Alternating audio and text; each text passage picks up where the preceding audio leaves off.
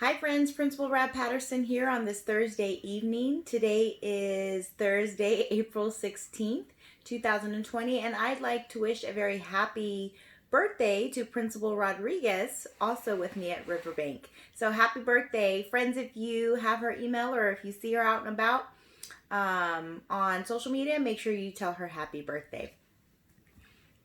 All right, today we're going to read Icy Escapades, and this is from Chuggington. And it's also on DVD. Icy Escapades.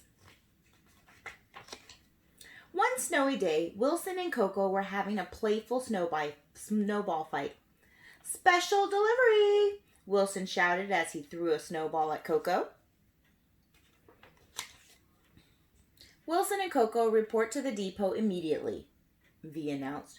"We'll have to finish our snowball fight later, Coco," Wilson said. Just then, Coco threw a snowball. "Got you!" she cheered as they drove off. "It's icy today. I would like you to make the track safer," V said. "How do we do that?" asked Coco. "You will be spreading sand on the tracks. Lori is preparing some cars for you," V explained. "No problemo," said Wilson. Wilson and Coco went to pick up the cars filled with sand. "Spreading sand onto the tracks helps wheels keep their grip," Lori explained. "Remember to keep the lid closed so the sand doesn't get wet. If the sand is wet, it won't come out," added Lori. Wilson and Coco rode along the mountain and dropped sand on the tracks. "We should go through the tunnels and start on the other side," Wilson suggested.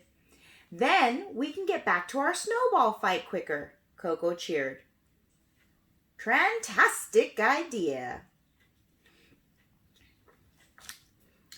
Wilson and Coco went quickly through the tunnels in the mountain, but soon Wilson realized they were lost. "Oh, bumpers!" cried Wilson. Then Wilson saw a new tunnel. "Let's try this way," he said. The tunnel led Wilson and Coco to an ice cave. "Wowzer!" Wilson said. Wilson and Coco explored the amazing ice cave.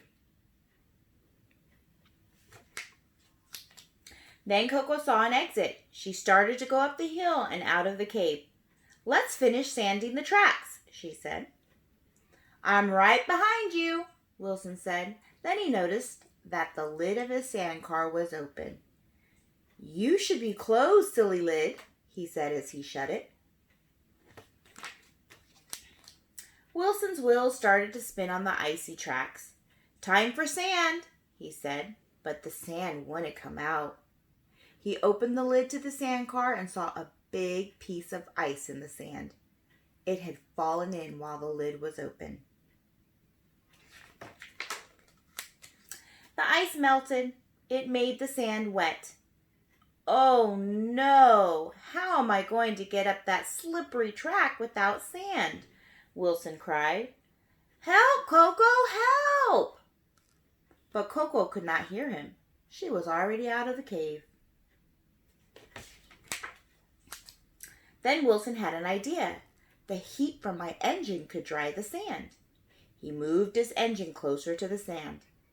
The heat dried the sand. Wilson dropped the sand onto the tracks as he headed out of the cave. Wilson finished sanding the tracks and joined Coco. The tracks were safe for other chuggers. Now it was time for Wilson and Coco to finish their snowball fight. And that was Icy Escapades from Chuggington.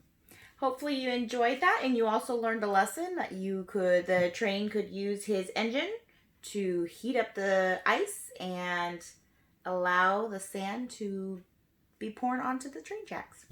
So, we hope you have a good evening, and we'll see you later. Take care, friends.